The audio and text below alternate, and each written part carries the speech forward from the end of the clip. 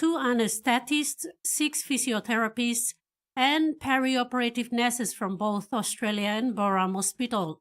Sponsored by FRL, the proponent of the Freda River Copper Gold project in remote Sepik, this initiative marked the second year of a 3-year partnership, with this year's mission seeing an increase in procedures compared to 2024. The Interplast team successfully conducted 29 procedures on 25 patients, 12 more than last year, and team leader Dr. Sid Currant revealed a sobering detail that nearly 90% of the injuries treated stemmed from preventable bushknife attacks and burns. One of the patients, 17-year-old Joyce Coco, had lived with painful scars since childhood when an accident near a mother's cooking fire left her with severe burns. Boiling oil splashed across her neck, jaw and right cheek, leaving her with a disfigured skin. The day after the surgery, Joyce spoke softly but with resolve and thanked the doctors, stating a desire to return to school and become a nurse one day. FRL country manager Joel Amago thanked the visiting specialists from Australia who had given their time to this volunteer mission, citing how expensive this procedure is and how ordinary Papua New Guineans cannot afford. With the FRL Sepik Interplast partnership continuing into 2026, more lives are set to be transformed, but the deeper call remains, healing not just bodies, but communities. Ruth Rongola, TV1 News.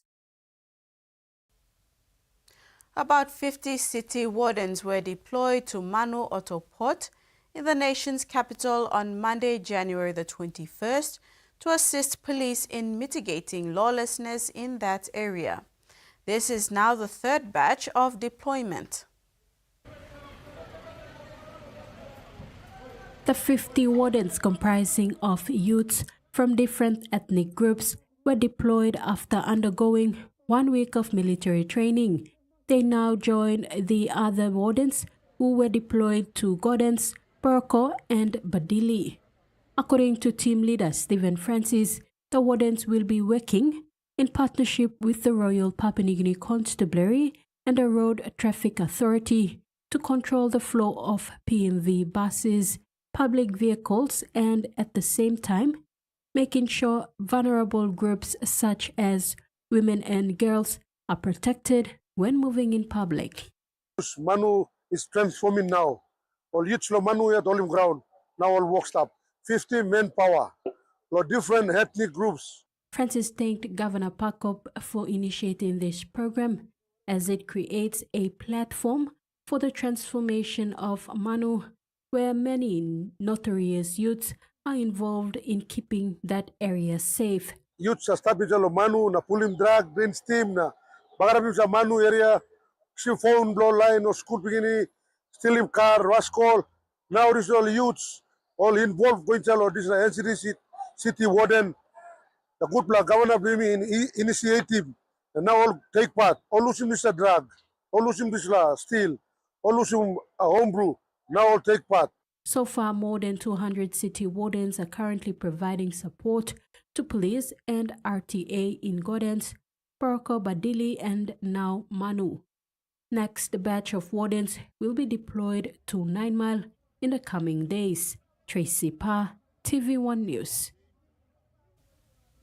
Following the deployment, the wardens have successfully apprehended a drunkard who instigated a fight with them.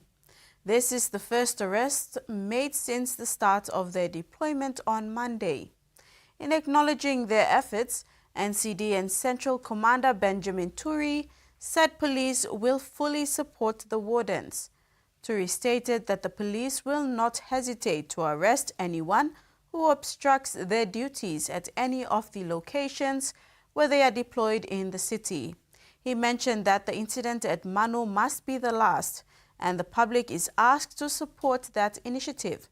Commander Turi said the commander of the warden program is Inspector Albert Jerry, who is a senior police officer in the command and is working closely with the police and the wardens to effectively implement the city warden program. Stay with us. TV1 News continues after the break.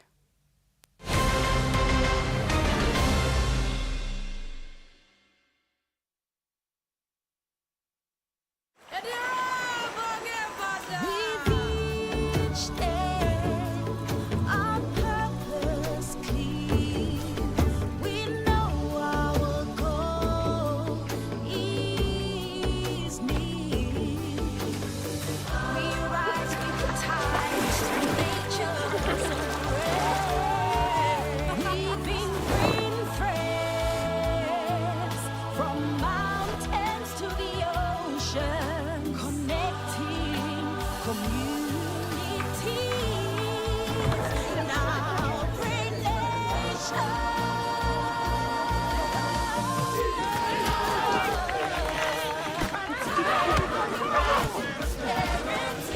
We care, we aspire, we grow. We care, we aspire, we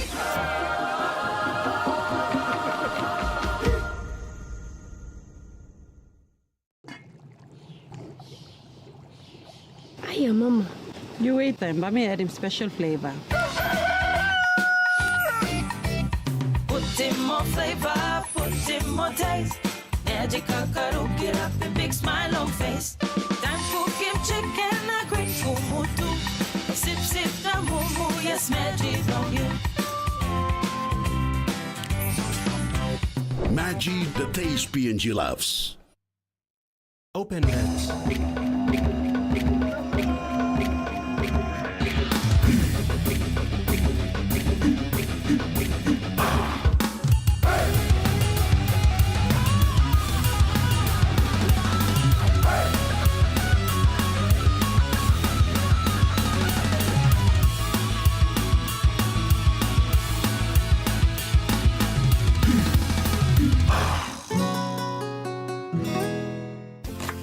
Favorite meal for the day does feel good.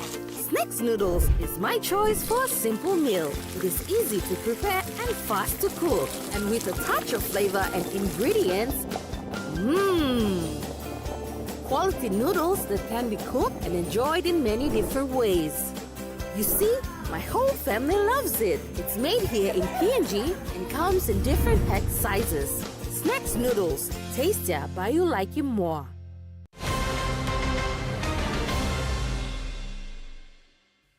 Thanks for staying with us.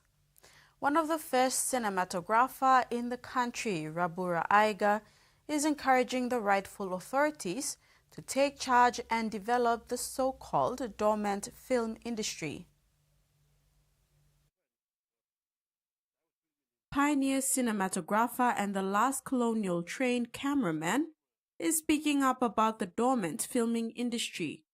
Legendary Rabura Aiga sat with this news team yesterday, expressed concern about the lack of a film industry in the country, unlike other countries that have thriving film industries.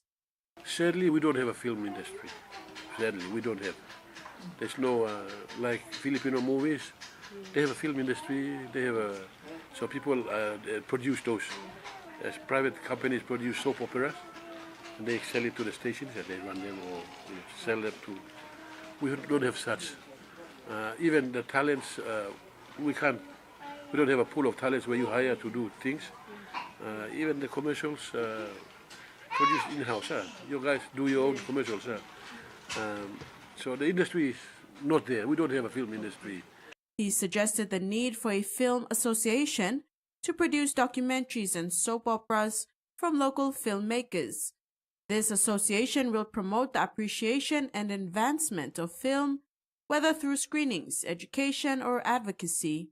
Because there's no market for it, and we should create a form of film association and make produce some documentaries and soap operas, movies. A lot of lifestyle show we don't like that. Aiga is now encouraging young people to join the industry and noting the ease of modern equipment. Yeah, TV, I mean, now that the equipments are, easy to use now, and everyone can get a camera and do some photographs and still be more usable. But we need specialists to train so we can produce qualities of. I see the standard has dropped, but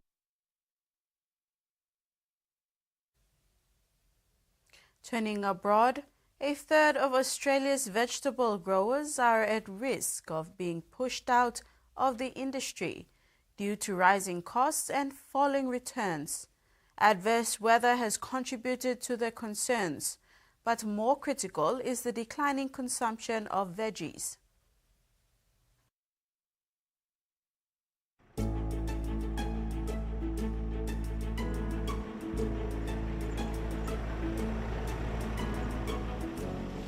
Australians enjoy an extraordinary array of fresh vegetables, among the best in the world. From the tropics in the north to the cooler climate of the south, our immense continent and diverse climate and soils support a vast and varied industry. So Australia's vegetable industry is truly national. We've got growing regions all around this country with thousands and thousands of growers who produce about 3.7 million tonnes of vegetables. The industry last year was worth about $5.7 billion in farm gate value, which is about a third of the $16.8 billion in national horticulture production. Of that, only 5%, mostly comprising carrots, potatoes and onions, is exported. And only about 2% of our fresh vegetables is imported. New figures show production rose in 23-24, but the overall farm gate value of that produce dropped by $140 million. In real terms, that equates to a 12% drop in returns, and a big reason why vegetable growers are feeling the pinch. So a lot of the pressures that we see on farm are exactly what every Australian household's going through at the moment. Our fuel and electricity prices are up through the roof, and a lot of our other inputs such as labour, fertiliser. Some of the fertilisers have come back down after those peaks we saw during COVID, but the average price is still well above what we would have been paying a number of years ago. So whether that's energy, fuel, freight, packaging, labour, there's not a key farm input that's probably had a reduction in price for farmers over recent years. While we're in a cost of living crisis for the Australian public, we're in a cost of production crisis for Australian growers. We survey our industry twice a year, and consistently over the last 2 years or so, we've had about a third of growers responding to those surveys telling us that they're considering leaving the industry. Now that's a really alarming figure, that the environment that growers are facing at the moment, that there's up to 1/3 are looking to exit if they could. A new commercial kitchen has opened in Hobart's northern suburbs. It's designed to inspire passion among students for picking fresh produce and to turn those ingredients into a nutritious meal.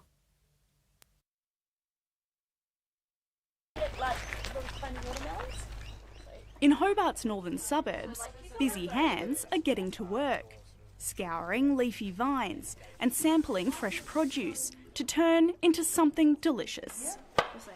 I think we're going to put this in a salad. We're chopping up some cucumbers and tomatoes, and I just chopped up some basil. The ingredients don't have far to travel, thanks to a new commercial kitchen, now open just metres away. This is the fruition of a long-term plan to have a purpose-built facility. Each week, the space will be filled by students involved in the 24 Carat Gardens program. This one's a cute small one too. For workshops, taking produce from the on-site market garden and turning it into nutritious meals. This is fabulous, to be able to grow the food, cook it in a commercial kitchen environment and then share it. And it teaches you skills that hopefully will inspire some of the children. The kitchen will also be used for community events and catering, and formal training and apprenticeship opportunities are planned. The kitchen is the latest addition to the Material Institute in Bridgewater, which already includes a beauty science lab that opened in 2023. It's really essential actually, because it gives exposure to all different opportunities and different professionals in the space, different people they can interact with and things they can look forward to in their future life as adults. So, while the initial focus of the kitchen is its student workshops and existing public events, a future goal is to open up the space to the public more broadly as a social enterprise cafe. I want them to feel proud. I want them to walk in and say, wow, and then take charge, just take over and run the place. Building an appetite for healthy habits. And that ends the news segment. Sports is next. Stay tuned.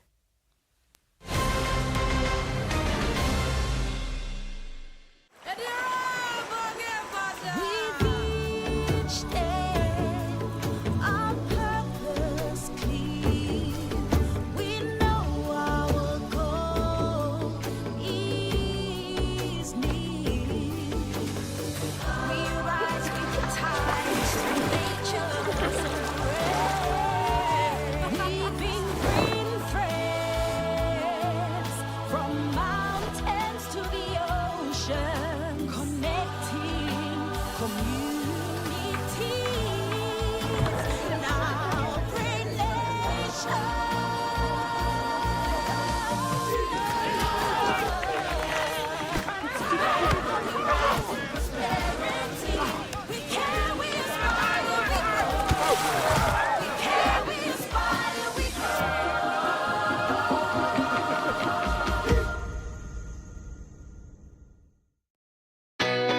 A true champion is measured by their courage, their determination, and their passion to never give up and to always keep trying.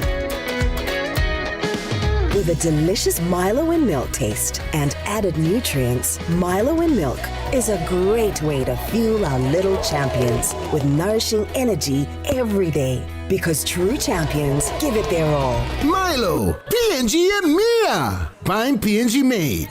This honking is doing your head in. Why don't you go and put a stop to it? Maybe not. Bing bang bing. Bing bing bang. Bum bum. Pepsi bottle. Tell him shorty come get it. Come grind on me, but met it. Mommy get loose, get loose, get loose. Pepsi in my hand, ice cold, no excuse. I tell him who's gonna bring that groove down. Pepsi with the fresh sound. Tell him who's gonna bring that groove down. Pepsi with that fresh sound. Pepsi, give me some Pepsi bottle. Pepsi, you like it? Pepsi, you like it? Pepsi bottle. Boom! The One Talk jackpot is rolling over week on week. 500,000 Kina. Get your tickets now. Draws every Friday at 7:30 p.m. Play now at 321lotto.com.pg or any of your 321 authorized retailer. 321. Win big every day.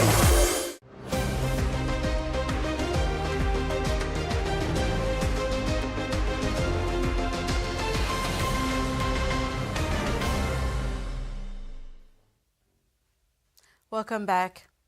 Round 3 of the Digicel ExxonMobil Cup competition is set for tomorrow with some blockbuster games scheduled to take place across Port Moresby, Lae, Wabeg and Goroka.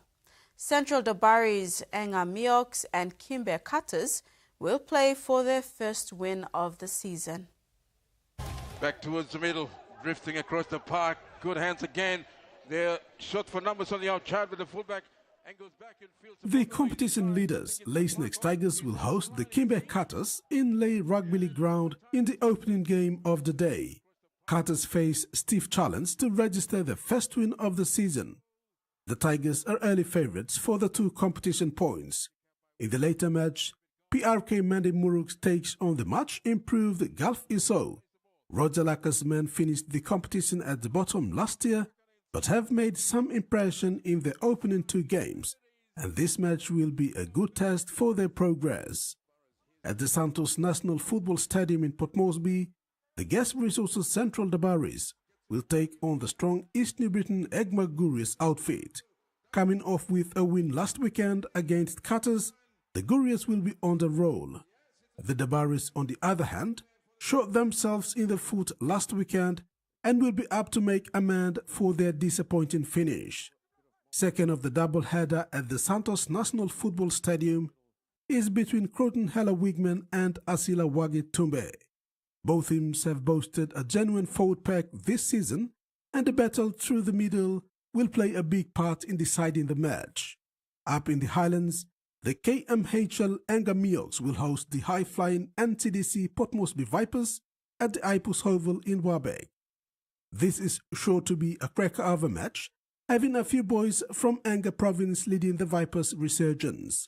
In Goroka, the Bintango Goroka Lahanis will welcome the defending champions, Wampninga Mount Hagen Eagles, at the National Sports Institute.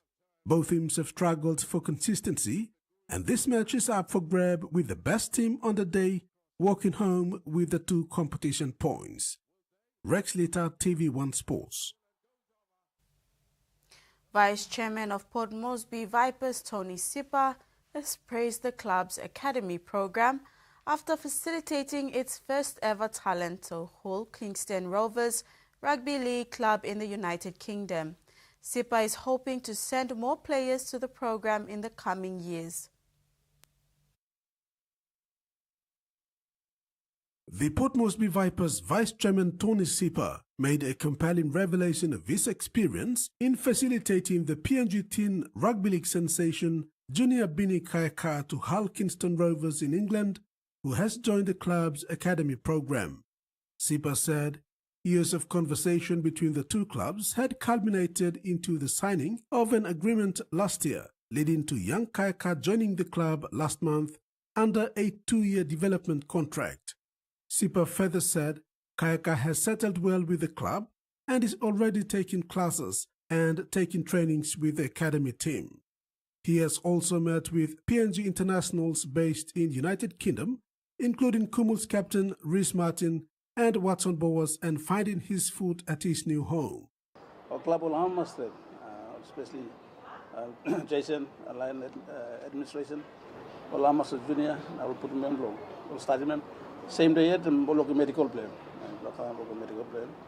Then we'll start put him on the team and start training on someone. So you know, some Western time we go straight. Then first day school, second day we go start training straight away. So everything is okay. He's happy. Our club you have us, school you have us. So the Vipers chairman added, "This is a breakthrough not only for the Vipers Academy and the Port Moresby Vipers franchise, but also for the entire code of rugby league in PNG." So it's a big breakthrough. Loside Block Club, Block Vipers, and then Loside Block Hall. Most of people opening. I think inside Block opening in human instructions like where on the local club or kind of some club or Australia, any club, so can pick more juniors, women, signing contract. And this one was Super League, same level was NRL, same kind of level.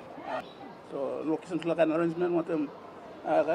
People club was and people owner certain people Vipers, and low Vipers, but and low beginning to control those programs.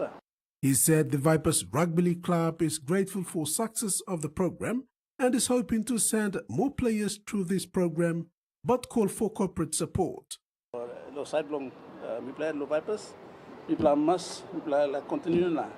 Selling more players go inside, pull up at the same time.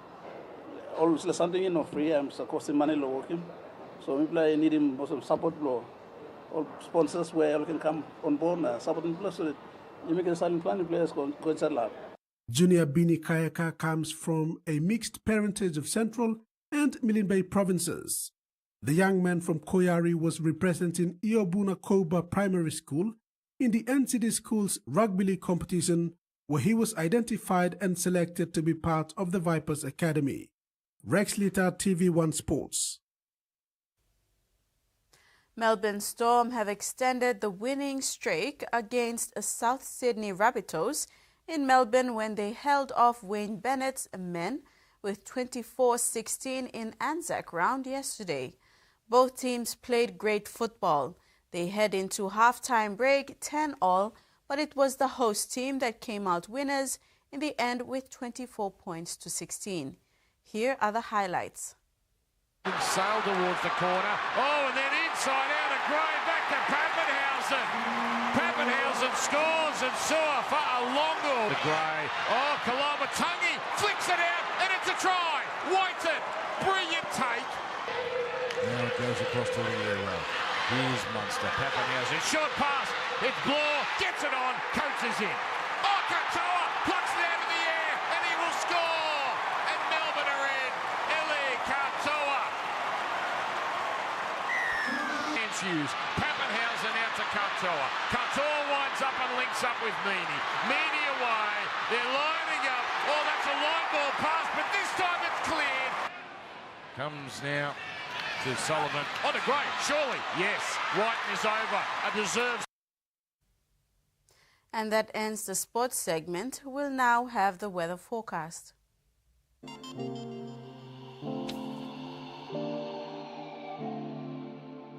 This is a heavy rain and potential flood warning issued by Papua New Guinea National Weather Service for Oro, Milne Bay, Central Province, NCD, Gulf, Western Province, as well as the Highlands and Momasi regions. Potential heavy rains, which can cause flash and riverine flooding, is expected over these areas within the next 24 hours. Landslides are expected over prone areas. All the residents of the mentioned communities are advised to take necessary precautions during the warning period. And that ends the news this Saturday. Thanks for your company. Good night.